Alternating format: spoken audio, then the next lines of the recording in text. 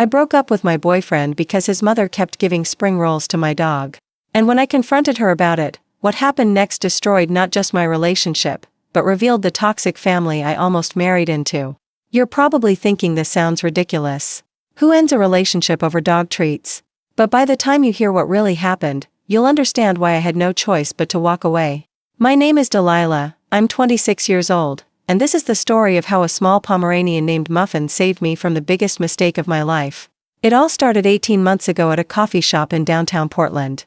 I was sitting at my usual corner table, grading papers from my third grade class, when this guy approached me. His name was Maverick, 28, with kind eyes and an easy smile that made my heart skip. Muffin was curled up in his travel carrier beside my chair, and Maverick immediately noticed him. "What a beautiful little guy," he said, kneeling down to peek through the mesh window. "Is he friendly?" Most people just assume small dogs are automatically social, but Muffin is actually quite selective about who he likes. I was surprised when his little tail started wagging immediately. "He seems to like you," I said, opening the carrier to let Muffin out. The moment Maverick extended his hand, my usually cautious dog practically melted into his palm. We talked for 2 hours that day. Maverick was a graphic designer who worked from home, which explained why he could spend his Tuesday afternoon in a coffee shop. He told me about his love for hiking, his obsession with vintage motorcycles, and how he'd been wanting to get a dog but wasn't sure he was ready for the responsibility. The way he interacted with Muffin suggested otherwise. "You're a natural," I told him as Muffin dozed contentedly in his lap. Most people don't understand that small dogs need just as much respect and boundaries as big ones. That conversation led to our first date the following weekend. Maverick insisted on meeting Muffin and me at the dog park before we went to dinner. He came prepared with appropriate small dog treats and asked permission before giving them to Muffin. It was such a small gesture, but it meant the world to me. After my last relationship ended because my ex called Muffin just a rat with fur, finding someone who genuinely cared about my dog felt like winning the lottery. Our relationship bloomed naturally over the next few months. Maverick would often work from my apartment, and Muffin became his little shadow. He learned Muffin's schedule, his favorite toys, even the specific way he liked to be petted behind his ears. When I had to work late, Maverick would walk him without being asked. When Muffin got sick with a stomach bug, Maverick was the one who held him while I gave him medicine. "I never thought I'd be a small dog person," Maverick confessed one evening as we watched Netflix with Muffin sprawled across both our laps. "But this little guy has completely changed my mind." That's when I knew I was falling in love. Not just with Maverick, but with the life we were building together. We'd spend weekends exploring Portland's dog-friendly trails, trying new restaurants with pet-friendly patios, and dreaming about the future. Maverick started talking about getting a bigger apartment so Muffin would have more space to play. He researched the best veterinarians in the area and surprised me by scheduling Muffin's annual checkup as a birthday gift. The veterinarian, Dr. Patterson, was impressed by how well cared for Muffin was. "Small dogs like Pomeranians can live 15 to 18 years with proper care," she told us during that visit. "But they're prone to digestive issues, so it's crucial to maintain a consistent diet and avoid table scraps." Maverick took notes during the entire appointment. He asked detailed questions about portion sizes, exercise requirements, and warning signs of common health problems. When Dr. Patterson mentioned that many small dogs develop pancreatitis from eating fatty human foods, he immediately asked for a list of foods to avoid. "I want to make sure I never accidentally hurt him," he told me on the drive home. "This little guy means too much to both of us." That level of thoughtfulness and care made me feel like I'd found my perfect partner. Here was someone who understood that loving me meant loving Muffin too, someone who took the responsibility seriously and wanted to be the best dog parent possible. Around the 6-month mark, Maverick started talking about me meeting his family. He was particularly close to his mother, Bernadette, who lived about an hour outside the city in a small town called Wilsonville. From the way he described her, she sounded wonderful. She'd raised him as a single mom after his father left when he was 12, worked 2 jobs to put him through college, and had always been his biggest supporter. "She's going to love you," he assured me. "And she's great with animals. She's had cats her whole life." I should have paid more attention to that last part. Cats and dogs have very different dietary needs and tolerances, but at the time, I just thought it was sweet that she loved animals. Maverick showed me photos of his childhood home, pointing out the large backyard where his mother's 3 cats roamed freely. "Mom always says animals are part of the family," he told me. "She treats her cats like children. She even makes them special birthday meals." The more he talked about Bernadette, the more excited I became to meet her. She sounded like the kind of mother-in-law every woman dreams of having, warm, supportive, and animal-loving. I imagined holiday gatherings where Muffin would be welcomed with open arms, family photos that included our pets, and someone who would spoil my dog with the same kind of grandmotherly affection she'd shown her cats. Our first meeting was planned for a Sunday dinner at Bernadette's house. I spent the entire week leading up to it feeling nervous but hopeful. I wanted to make a good impression, not just for Maverick's sake, but because I genuinely wanted a relationship with his mother. I'd grown up without grandparents, and the idea of having an older woman in my life who could offer wisdom and support was incredibly appealing.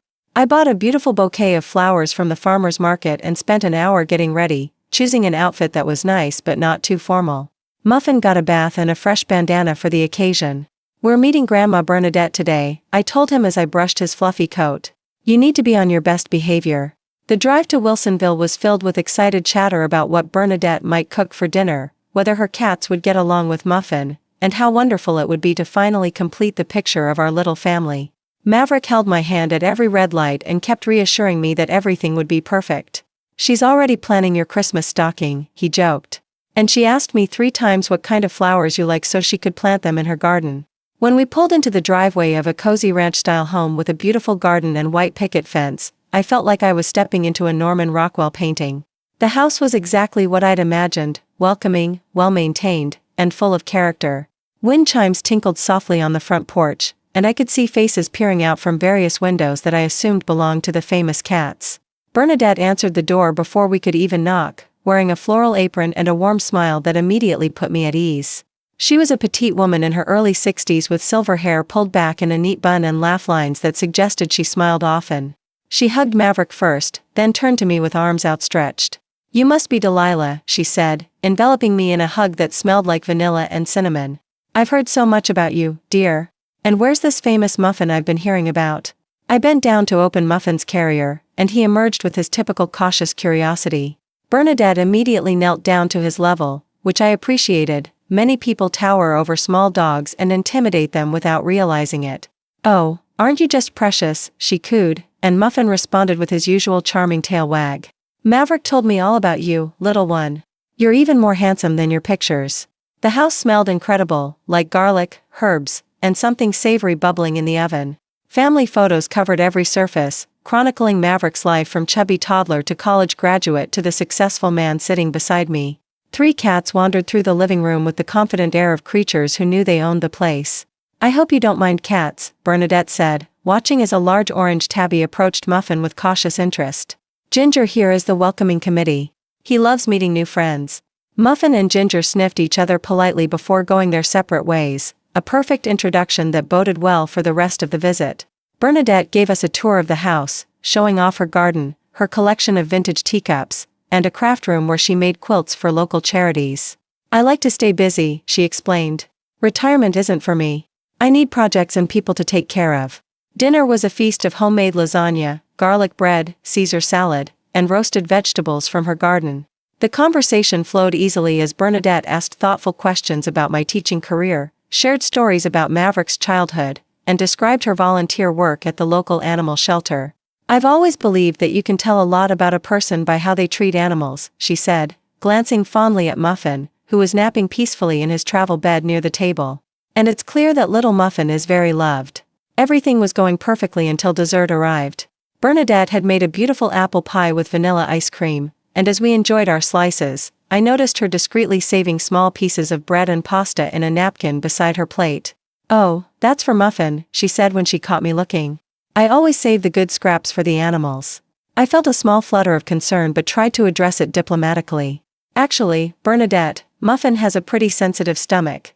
I try to keep him on his regular food to avoid any digestive issues." She waved her hand dismissively, but her smile seemed to tighten slightly.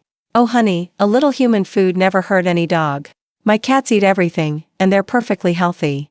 "Cats and dogs are different," I said gently, not wanting to start an argument but needing to be clear about my boundaries. "And Muffin is so small that even a little bit of rich food can make him really sick. He's only 4 pounds, so what might be harmless for a larger dog could actually be dangerous for him." Bernadette's expression shifted in a way that was almost imperceptible, but I caught it. The warmth in her eyes cooled by several degrees, and her smile became more forced. "Well, I suppose you know best, dear. The words were right, but the tone suggested she thought I was being unnecessarily controlling. Maverick jumped in quickly to change the subject, asking his mother about her latest quilting project, and the tension seemed to pass. We finished dessert on a positive note, I helped with dishes, and we left with hugs and promises to visit again soon. "See? I told you she'd love you," Maverick said as we drove home. "And she was so sweet with Muffin. I think she's already planning to spoil him rotten." I smiled and agreed, but something nagged at me about that moment during dessert. It wasn't what Bernadette had said, but how she'd said it. The dismissive wave, the comparison to her cats, the way she'd made me feel like I was being overprotective for setting basic boundaries about my pet's health. But I pushed those concerns aside. Every relationship has small bumps, and I was probably being too sensitive. Bernadette had been nothing but welcoming, and it was natural for someone who loved animals to want to share treats with a cute dog. I decided to give her the benefit of the doubt and focus on how well the overall visit had gone. That decision would turn out to be a mistake. Because over the next few months, what I'd witnessed during that first dinner wasn't a momentary lapse in judgment or a simple misunderstanding about pet care. It was the first glimpse of a pattern that would escalate and ultimately destroy my relationship with Maverick. Over the next few months, we visited Bernadette regularly, usually every other weekend for Sunday dinner. She was always warm and welcoming on the surface, but I started noticing subtle signs that she was testing my boundaries when it came to Muffin's care. During our second visit, I caught her holding a piece of garlic bread near Muffin's nose while I was helping clear dishes. When I politely reminded her about his dietary restrictions, she laughed it off and said she was just letting him smell the good stuff. But Muffin had never shown interest in human food before these visits, and I noticed he was suddenly much more focused on what people were eating. The third visit brought the first real incident. I was in the bathroom when I heard Bernadette's voice from the kitchen, speaking in the sing-song tone people use with babies and pets. "Here you go, sweetie. Just a tiny little bite. Grandma's special treat for you." I rushed back to find Muffin licking his lips and Bernadette quickly wiping her hands on a dish towel. She looked up with an innocent expression when she saw me. "Oh, he's such a little beggar," she said with a laugh. "He was staring at me with those big eyes, so I gave him just a tiny piece of chicken. Nothing harmful." But I knew Muffin didn't beg. He'd been trained from puppyhood not to ask for human food, and he'd never shown that behavior before. The fact that he was suddenly begging suggested he'd learned to expect treats from Bernadette during our visits. "Bernadette, I really need you not to give him any human food," I said as gently as possible. "His stomach is very sensitive, and even small amounts of rich food can make him sick." "Of course, dear," she replied, but her smile didn't reach her eyes. "I just can't resist that sweet little face." That night, Muffin had diarrhea for the first time in months. The timing couldn't have been coincidental. By the fourth visit, the pattern was becoming clear. Bernadette would wait for moments when I was distracted or out of the room, then slip Muffin inappropriate treats. When confronted, she'd have ready excuses. He was begging, it was just a tiny amount, she was just being loving, cats eat everything and they're fine. Each incident was followed by digestive problems for Muffin that would last for days. I started bringing his crate to visits so I could keep him contained when I couldn't supervise directly, but somehow Bernadette still found opportunities to give him things he shouldn't have. During the fifth visit, I actually saw her drop a piece of buttered roll near his crate when she thought I wasn't looking. When I confronted her about it, she claimed it had fallen accidentally and she was trying to clean it up before Muffin could get to it. But the piece of bread had been torn into a perfect bite-sized portion, and her hand had been moving toward the crate, not away from it. "I would never deliberately give him something you've asked me not to," she said with wounded dignity. "I love animals.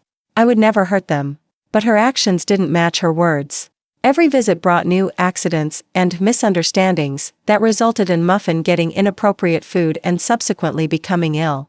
I tried talking to Maverick about what I was observing, but he consistently defended his mother and minimized my concerns.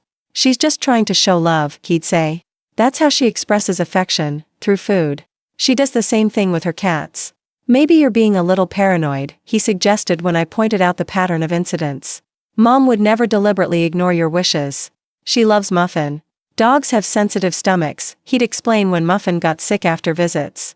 "Maybe it's just the stress of being in a new place, or maybe he's getting into something in the yard." His inability to see what was happening, or his unwillingness to acknowledge it, made me feel like I was going crazy. I started keeping detailed notes about Muffin's health, documenting exactly when he was sick and what had preceded it. The correlation was undeniable, but Maverick continued to find alternative explanations for everything. The situation reached a boiling point during our visit in late October. Bernadette had invited us for lunch, claiming she'd found a new Chinese restaurant that delivered and wanted to share it with us. The moment we walked into her house, I felt my anxiety spike. The smell of fried food and heavy seasonings filled the air, exactly the kind of greasy, rich fare that would wreak havoc on Muffin's digestive system. I got spring rolls, sweet and sour chicken, fried rice, the works, she announced proudly, gesturing to the dining room table covered with takeout containers. I thought we'd have a little feast. I made a mental note to watch Muffin extra carefully during this meal. Chinese takeout was a minefield of ingredients that could harm small dogs: excessive sodium, garlic, onions, oil, and artificial seasonings. I positioned myself where I could see him at all times and kept his leash nearby so I could move him quickly if needed. The meal went surprisingly smoothly at first. Bernadette seemed to be genuinely respecting my boundaries, not dropping food or calling Muffin over to the table. She made normal conversation about Maverick's work and my students, and I began to relax slightly. "This orange chicken is incredible," Maverick said, reaching for seconds. "We should definitely get takeout from this place again." "I'm so glad you like it," Bernadette beamed. "I ordered extra so you can take some home for later." Everything seemed normal and pleasant. For the first time in months, I wasn't on high alert about Muffin's safety. I actually started to enjoy the meal and the conversation, thinking that maybe we'd finally reached an understanding about appropriate pet care. That's when I made the mistake of excusing myself to use the bathroom. I was only gone for maybe 3 minutes, but when I returned to the dining room, I witnessed something that would end my relationship forever. Bernadette was crouched down next to the coffee table where a plate of spring rolls sat within easy reach. Muffin was positioned in front of her, his tail wagging expectantly, and she was holding a spring roll out toward him with one hand while glancing nervously toward the hallway where I'd disappeared. As I watched in shock, she broke off a piece of the spring roll and whispered, "Here you go, baby. Grandma's got something special for you."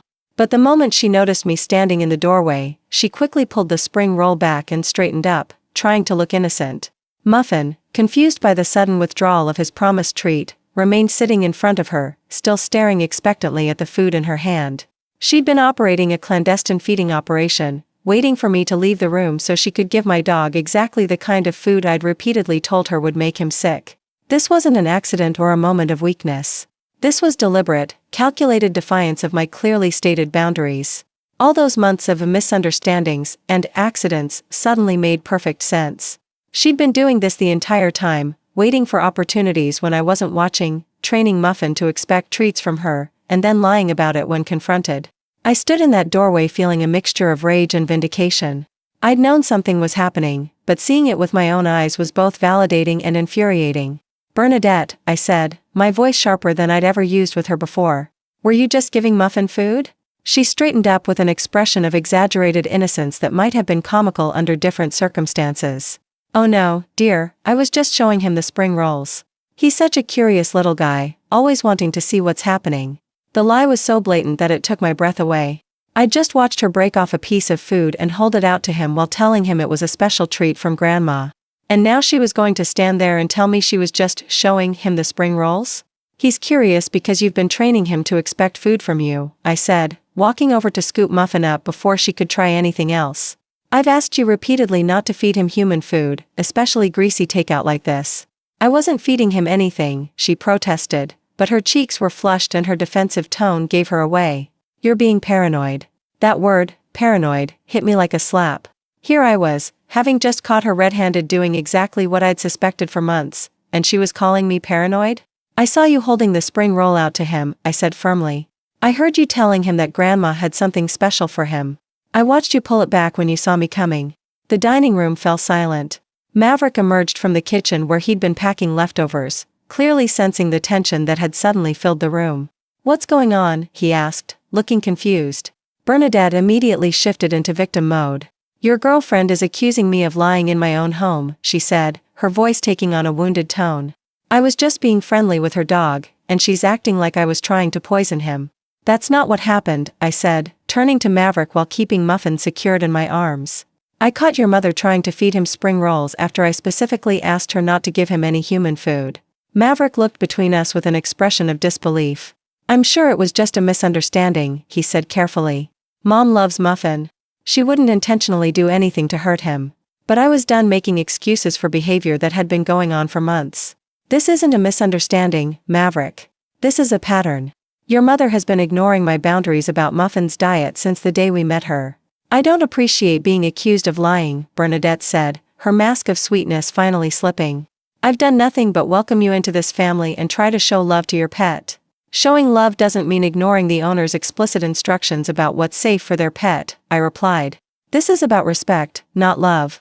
That's when Maverick made the choice that would end our relationship. Delilah, come on, he said, looking embarrassed and frustrated.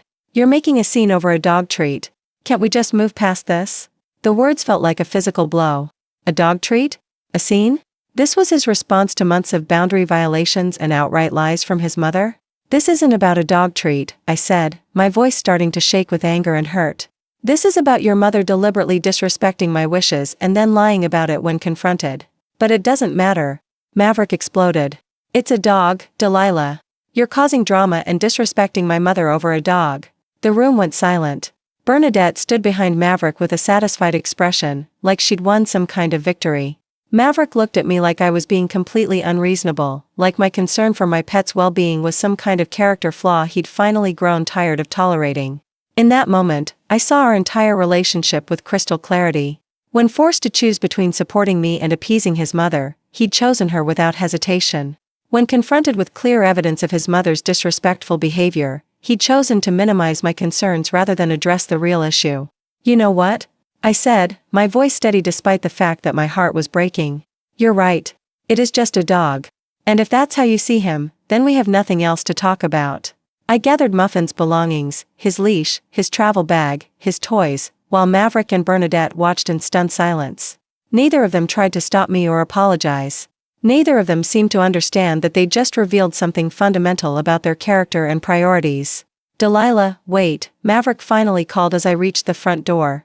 Don't leave like this. We can work this out. I turned back to face him one last time.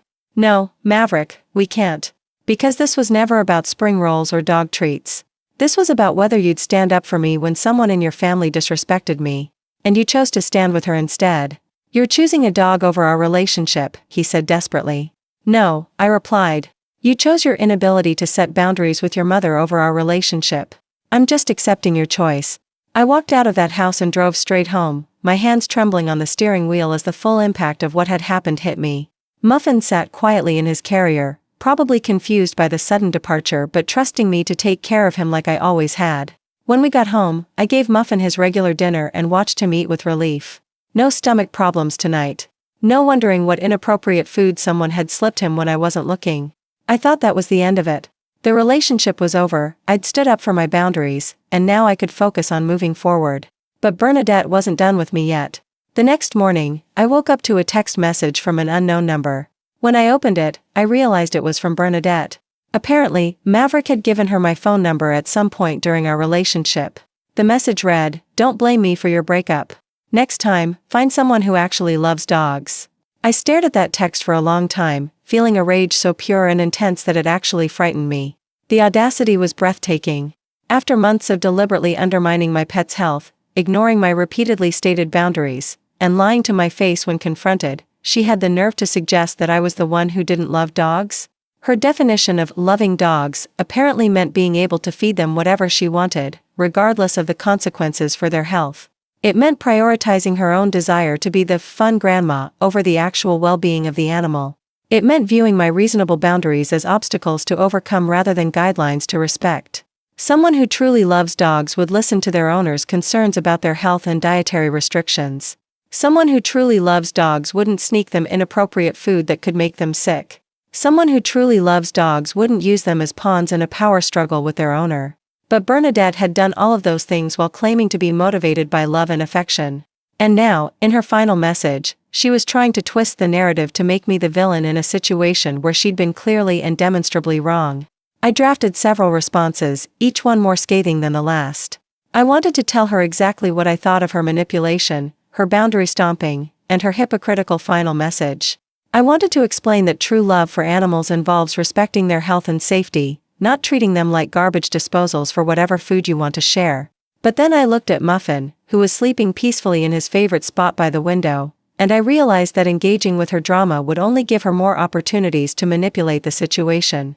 Instead of taking the bait, I did something much more powerful. I blocked her number and focused on moving forward with my life. The weeks that followed were difficult but liberating. I found myself appreciating the simple peace of not having to defend my pet care choices or worry about someone secretly undermining my dog's health. Muffin's digestion returned to normal almost immediately, which only confirmed how much damage Bernadette's treats had been causing. I started taking Muffin to new places, dog parks, hiking trails, pet-friendly cafes, where we could meet other responsible pet owners who understood the importance of respecting dietary restrictions and health guidelines. For the first time in months, I could relax and enjoy these outings without constantly worrying about what someone might try to feed him. Friends who heard about the breakup had mixed reactions. Some thought I'd overreacted, suggesting that I should have been more understanding of an older woman trying to bond with my pet. Others, particularly fellow pet owners, completely understood why I'd ended the relationship. If someone can't respect your boundaries about your pet, what boundaries will they respect? My friend Yolanda asked when I told her what had happened. And if your boyfriend won't support you against his mother over something this clear-cut, what's going to happen when the stakes are higher? She was absolutely right. The spring roll incident wasn't really about dog treats or dietary restrictions. It was about respect, boundaries, and what happens when someone you love won't protect you from someone who's deliberately undermining you. Looking back now, 6 months later, I can see that Muffin actually saved me from making a terrible mistake. His sensitive stomach and specific dietary needs exposed a family dynamic that might have taken years to fully understand otherwise. If I'd married into that family, I would have spent decades dealing with Bernadette's boundary-crossing behavior and Maverick's inability to address it effectively. I started thinking about all the other ways this pattern might have manifested in our future together. How would they have handled disagreements about child-rearing if we'd had kids? What would have happened when we needed to make decisions about career moves, living arrangements, or financial planning? Would Maverick have consistently chosen the path of least resistance, leaving me to fight his family's interference alone? The spring roll incident had revealed that when push came to shove, Maverick would always prioritize his mother's comfort over my legitimate concerns. That wasn't the foundation for a healthy marriage or a stable family life. About 3 months after the breakup, I started dating again. I was much more cautious about introducing potential partners to Muffin, having learned that how someone interacts with my pet is a crucial indicator of their character and their respect for boundaries. The first few men I dated didn't make it past the initial meeting with Muffin. One seemed annoyed by my rules about what he could and couldn't eat. Another kept trying to roughhouse with him despite my explanations about appropriate handling for small dogs.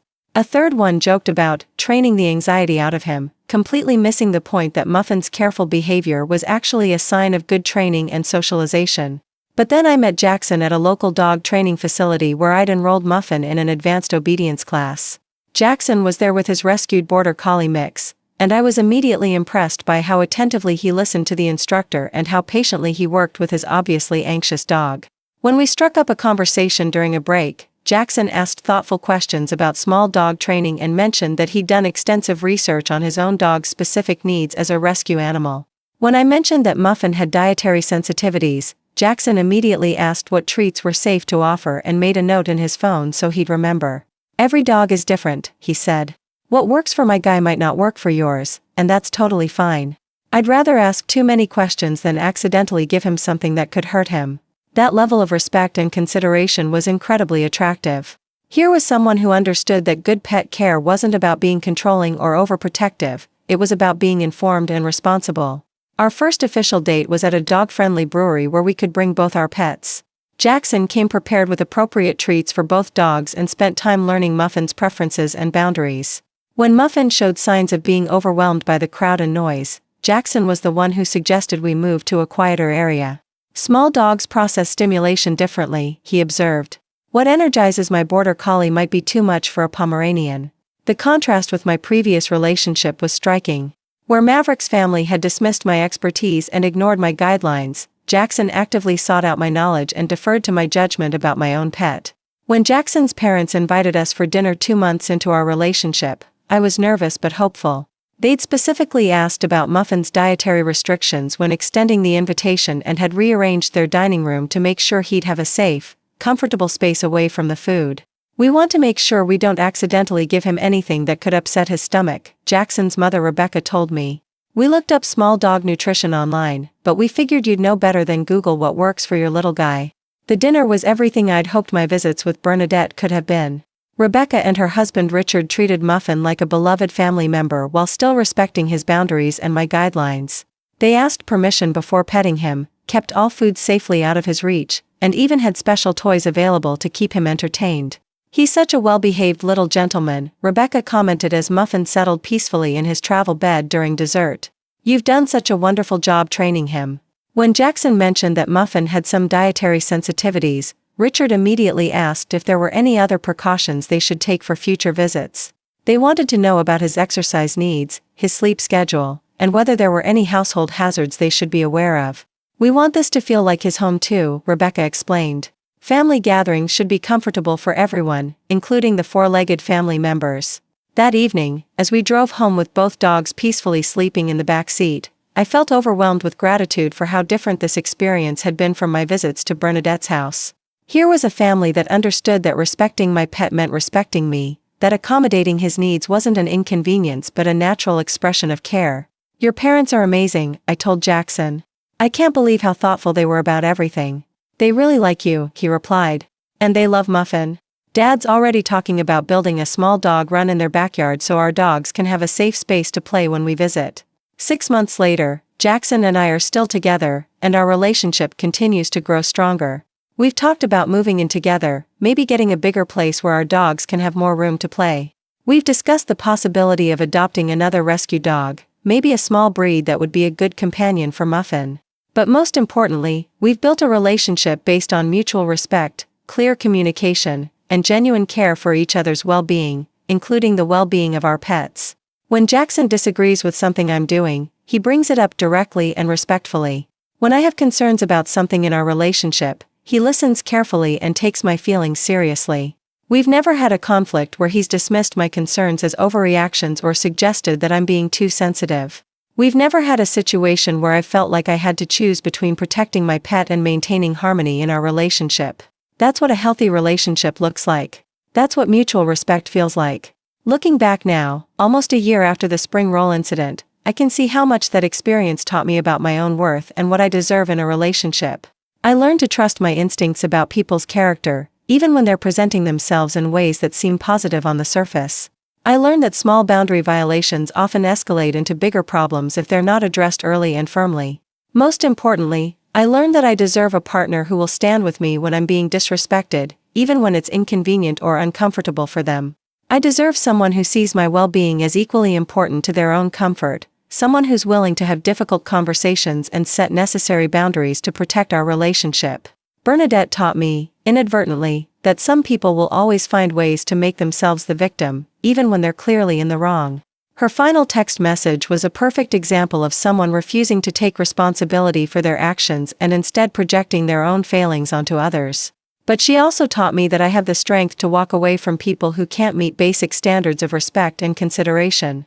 She taught me that protecting my pet's well-being sometimes means protecting my own self-worth in the process. Maverick taught me that love isn't enough if it's not accompanied by the willingness to stand up for what's right. He taught me that choosing the path of least resistance isn't the same as keeping the peace, sometimes it's just enabling bad behavior and perpetuating unhealthy dynamics. Most importantly, he taught me that I'd rather be alone than be with someone who sees my deepest concerns as inconvenient obstacles to their comfort. The experience also showed me how important it is to pay attention to how potential partners handle conflict, especially when it involves their family members. It's easy for someone to be supportive and understanding when everything is going smoothly, but their true character is revealed when they're forced to choose between keeping the peace and doing what's right. I think about the women who might date Maverick in the future, and I hope they're more aware than I was of the warning signs. I hope they notice if his mother tests their boundaries or dismisses their concerns. I hope they pay attention to how he responds when they need his support against someone in his family. Most of all, I hope they have the strength to walk away if they find themselves in the same situation I was in. Because no relationship is worth sacrificing your self-respect or the well-being of those you love. Muffin, of course, taught me the most valuable lesson of all. He showed me that sometimes the people and situations that seem most challenging are actually protecting us from bigger problems down the road. His sensitive stomach and specific needs exposed a dynamic that could have taken years to fully understand otherwise. If I'd compromised on his care to keep peace with Bernadette, I would have been compromising on my own values and boundaries. If I'd stayed with Maverick despite his inability to support me in that conflict, I would have been settling for a relationship that fundamentally didn't serve my needs. Today, as I finish writing this story, Muffin is sleeping peacefully in his favorite sunny spot by the window. His little belly is full of appropriate dog food, his digestive system is functioning perfectly, and he's never had to worry about someone secretly undermining his health behind his owner's back. Jackson is working quietly at the kitchen table, occasionally glancing over to smile at me or check on his dog Ranger, who sprawled across the living room floor in the dramatic fashion that only border collies can master.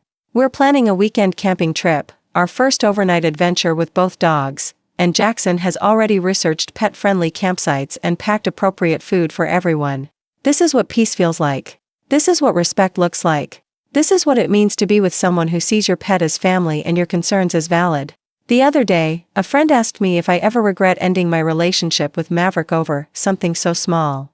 I told her that the spring roll incident wasn't small at all. It was a window into everything I needed to know about his character and his family's dynamics. But what if he's changed? She asked. What if he's learned from the experience and would handle things differently now? I thought about that for a moment before answering. Maybe he has changed, I said. But I can't build a relationship on what if. I can only make decisions based on what people show me about who they are. And what Maverick showed me was that when it mattered most, he couldn't stand up for me. That's the truth I've learned to live by. People show you who they are through their actions, not their words. When someone shows you that they can't respect your boundaries, can't support you in conflict, or can't prioritize your well-being over their own comfort, believe them. Some people might think I threw away a good relationship over something trivial. But I know better. I protected myself and my beloved pet from a situation that would have only gotten worse over time. I chose self-respect over settling. I chose peace over drama. And most importantly, I chose to believe that I deserve better, better than lies, better than manipulation, better than being made to feel crazy for setting reasonable boundaries. So yes, I broke up with my boyfriend because his mother kept giving spring rolls to my dog. And I'd do it again in a heartbeat, because sometimes the smallest conflicts reveal the biggest truths about people's character and priorities. Sometimes protecting a 4-pound Pomeranian means protecting your own dignity and self-worth in the process. Sometimes walking away from people who can't respect basic boundaries is the bravest thing you can do. And sometimes a little dog with a sensitive stomach can be your guardian angel, saving you from the biggest mistake of your life, one spring roll at a time. Muffin doesn't know that his dietary restrictions exposed a toxic family dynamic and saved us both from years of boundary violations and disrespect. He doesn't know that his need for careful nutrition helped me find the strength to demand better treatment and walk away from people who couldn't provide it. But I know. And every time I look at his healthy, happy face, I'm reminded that the best decisions are often the hardest ones, and that standing up for those we love, even when they're small and furry, is always worth it. Because at the end of the day, it was never really about the spring rolls. It was about love, respect, and the courage to protect what matters most, no matter how small it might seem to everyone else. It was about recognizing that my pet's well-being and my own boundaries were worth more than keeping the peace in a relationship that was slowly eroding my sense of self-worth. Today, I'm grateful for that clarity. I'm grateful for Muffin's sensitive stomach that exposed the truth before it was too late. I'm grateful for my own strength in walking away from a situation that would have only gotten worse. And I'm grateful for Jackson, who shows me every day what it looks like when someone truly respects both you and the things you love. He reminds me that healthy relationships don't require you to choose between your pets and your peace of mind, between your boundaries and your boyfriend's comfort. In healthy relationships, protecting the ones you love, whether they're four-legged or two-legged, isn't seen as overreacting or causing drama. It's seen as doing exactly what you should do. That's the lesson I want to remember from all of this. That's the standard I want to maintain for any future relationship. Because Muffin and I both deserve nothing less than complete respect and consideration from the people we allow into our lives. And if someone can't provide that basic level of care and respect, then they don't deserve a place in our family, no matter how charming they might seem, no matter how much we might want things to work out differently. The spring rolls were never really about the spring rolls. They were about everything that matters in a relationship: trust, respect, support, and the willingness to protect the people you love when they need you most. I'm just glad I learned that lesson before it was too late to change course. I'm glad Muffin's health helped me recognize the truth about Maverick and his family before I made the mistake of marrying into their dysfunction. Some guardian angels have wings. Mine has 4 paws, a fluffy coat, and a very sensitive stomach that saved us both from a lifetime of disrespect and boundary violations. And I couldn't be more grateful for that little miracle in disguise.